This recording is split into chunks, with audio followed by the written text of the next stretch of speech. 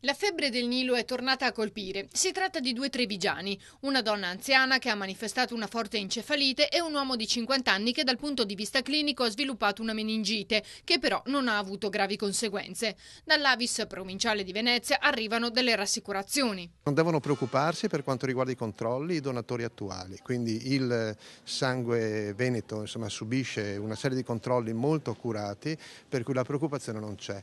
Casomai questo riguarda i donatori saltuari, quelli che vengono da fuori regione, che avranno la necessità, e anche quelli dell'Emilia Romagna, perché è iniziata in Emilia Romagna e si è spostata poi nel Veneto, avranno necessità di avere un periodo di quarantena, tra virgolette, quindi di attendere un po' prima di tornare a donare. Ma intanto, per quanto riguarda le donazioni, il bilancio estivo non è buono. Come spesso succede in questo periodo, scarseggiano, questo si sa, ma la preoccupazione maggiore al momento è un'altra. Perché stiamo mangiandoci le scorte, stiamo arrivando alla soglia dove le scorte, che normalmente sono necessarie per far fronte alle emergenze, stanno arrivando alla soglia minima, quindi la preoccupazione c'è.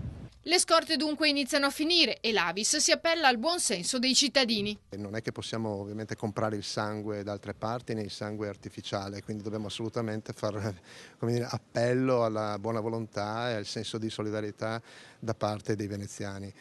Ecco, tenuto conto anche che in futuro faremo delle donazioni sempre più mirate e programmate, perché questo è sempre più necessario per evitare di buttar via il sangue.